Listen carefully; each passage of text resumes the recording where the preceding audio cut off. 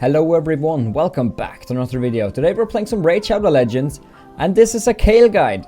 I know, a lot of you guys have seen my Kale, and a lot of people is asking, how do you gear this guy? Like, what do you even do on this hero? Like, how do you make him deal this much damage? And honestly, I think I'm just lucky as heck, because I don't... I think I know how. So I wanna try and give you guys a little bit of a guide from starter to like later game and whatnot, and I will tell you exactly how I've built mine. It may not be the correct approach, and I think maybe a strategy with shield would be better later. But for now, let me show you guys how I've built my Kale and what I did and everything like that. So in the very beginning, I chose Kale in the beginning. I did normal. I ended up grinding at 5 and 6 and everything here on normal. I have a guide for that as well, so just go on my channel or search like a guide or something. Anyway, so I did that. I grinded a lot of things. I didn't grind gear here. I got some of his gear, like the divine stuff. I got that over on through like a purchased package. However, you don't need this, but I got it anyway. And I've been very lucky with my gear, with the substats, because one thing that's different, things that differentiates heroes between the stars, if they have 5-star plus 16 gear, the only thing that matters is the substats, and if you have bad substats, your hero may be worse. So currently I'm using a divine offense weapon. This was purchased. This was just random. I guess I should say in the beginning, I'll show you guys his total stats. So currently he has 29,491 health. His attack is 3,653, his defense is 1,545. Speed is 164, not too good of a speed. Crit rate is 80%. Crit damage is 144%. Pay attention to crit damage. Just think a little bit about that, because the crit damage is the main key opponent here. Debuff resistance, it doesn't matter. Accuracy is kind of important. And I thought I had more accuracy on him, but I guess I don't. I genuinely thought I had more, but I suppose I don't have that much accuracy. Well, that's fine. So with the subsets here, I got some attack percentage, which is very lucky. It just increases his attack. Speed isn't too bad. Accuracy is fantastic. So this right here, minus the HP, if it was a HP percentage, this would be a perfect weapon. So that's one of the reasons why. Well, it could actually have given crit damage, so just take away that. If this gave crit damage as an extra percentage, holy moly. Then we have here crit rate, attack, speed, and attack. Crit rate is very helpful because that will increase its critting likelihood. Attack is very important because then he'll get more attack. Speed is important if you want to build with speed, but it's good either way. And then we have crit damage from this shield, some defense. This could definitely be a better shield. The crit damage is great from it, don't get me wrong. But I could get even more. I could get, for example, accuracy. I could get speed as an extra. I could get crit rate or attack as an extra. So this shield isn't too great. Then the gauntlets, I'm using crit rate. And the substats are attack, HP percent, attack and HP. This could also be better. It's great with the attack buff. But it could be even better with even more crit rate or accuracy instead of the HP, for example. And yeah, this is the gauntlets I'm currently using. Attack 50%, crit damage 16%. This is just an alright chest plate. It could be better, but it's fine. The crit damage is helpful. And then I have some speed boots giving... This is a good set of boots. They give HP, attack, crit damage, like everything. These boots are very good. And then his ring gives HP with attack.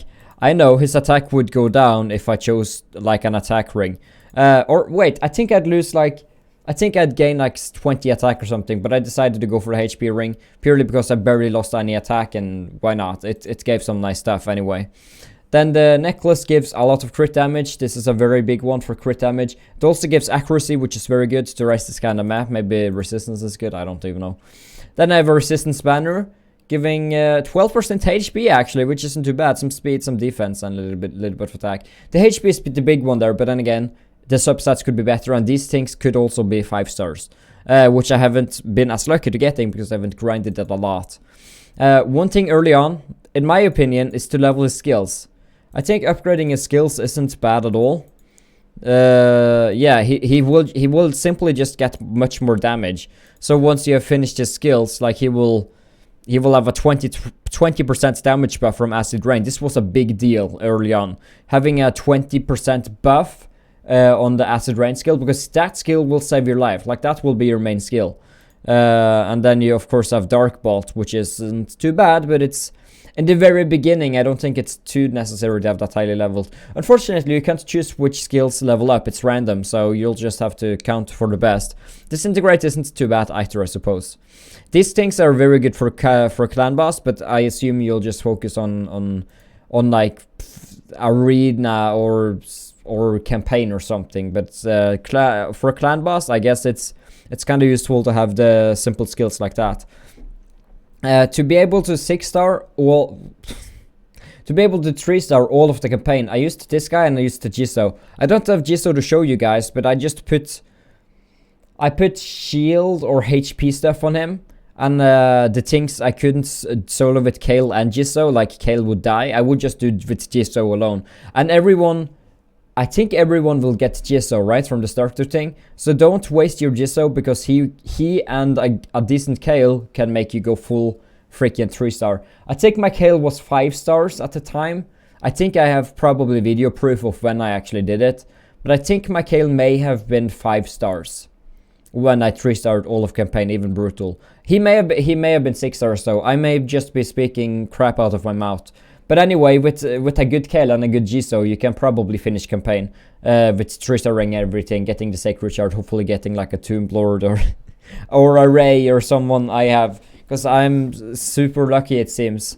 My 2 legendaries have been good, and I feel pretty happy. I'm pretty lucky that I've gotten that. Even got Red Keeper like yesterday, so from a legendary shard. So I could have gotten a better one, but it's okay, it's fine. Also, Relic Keeper is great for campaign, but we're not talking about him right now. And that's the reason I have this high power. I think the main reason how I have 36k power is because I have all of the relics, and all of them are decently starred, and all of them are plus 16. I think this right here gives you a lot of power, which is kind of buffing it. Especially, I could probably get over 40k power if I took attack boots on this guy. But yeah, this is his power currently.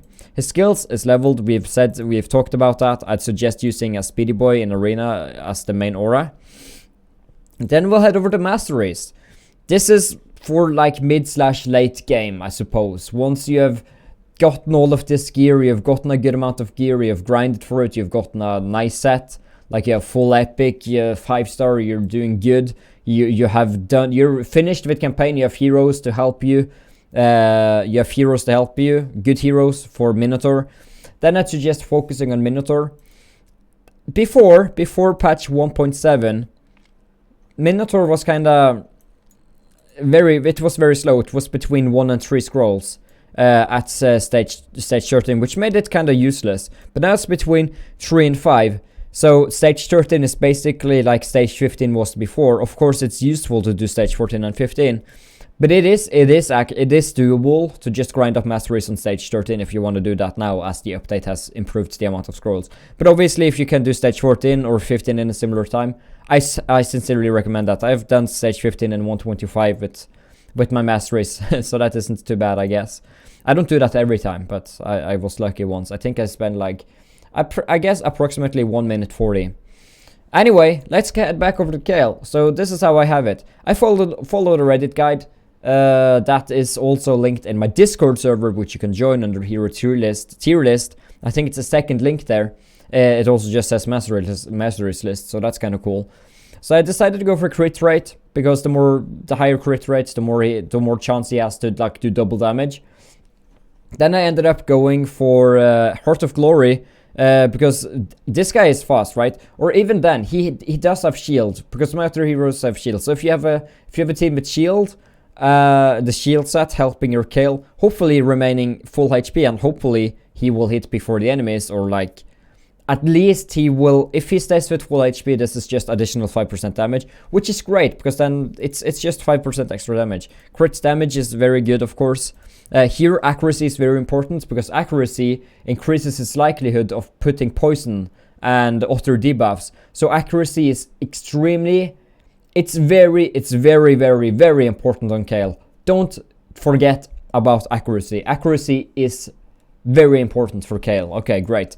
And then on stage 2 here, increases accuracy if he has no skills. This is very good if he does, and yeah, it's just a good thing for accuracy. Increases speed for each enemy killed. This is very good, especially if you have speed boots. But then, even then, if you don't have speed boots, it's not too bad in general. Because if people have double your speed, I think they'll do two hits or however much. I have no idea how that works, but yeah, that's how I did it. Then we have increased damage inflicted by 8% for the first hit on each enemy, which is very good. If this guy does just does acid rain to enemies at the arena or campaign or even dungeons, it just simply does 8% more damage. It's just a good skill. There's nothing more about it. Here increases accuracy for each enemy alive, which is good because that increases his poison chance. And it's obviously it's K for a clan boss. You only get 4 because there's only one enemy, but still it's fine.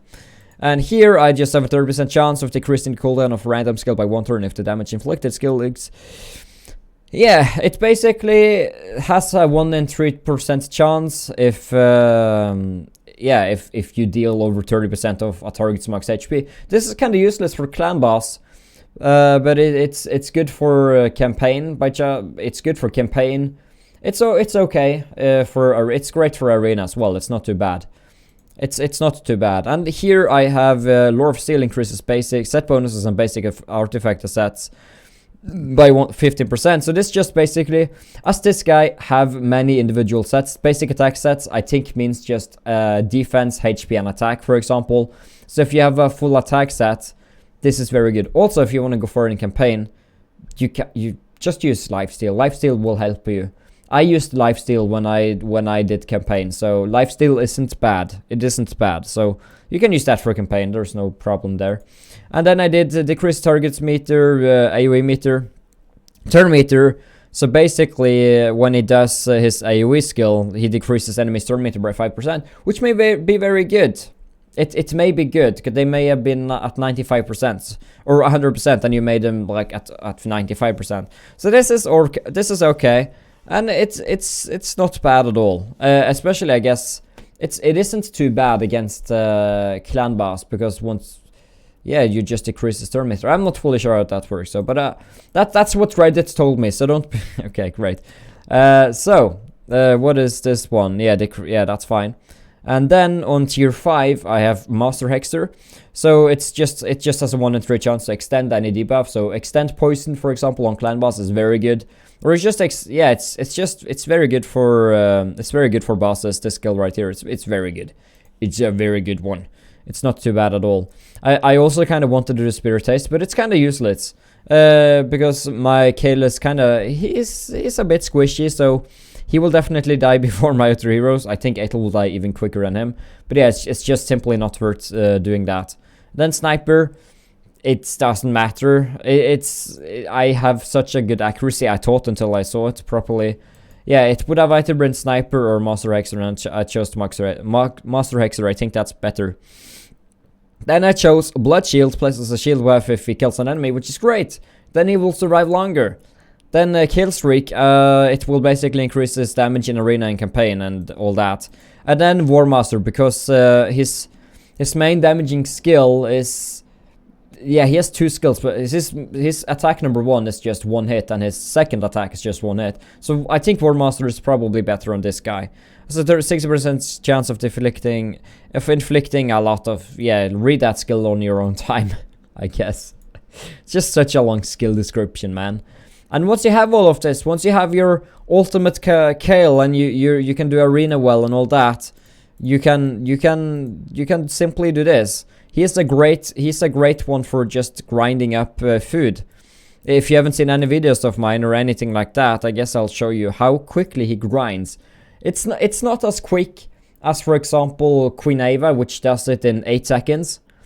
Because he doesn't have all AoE skills, which is kind of a downside. But as you can see, he definitely one-shots all enemies. And he's just a great hero in general. He's very good.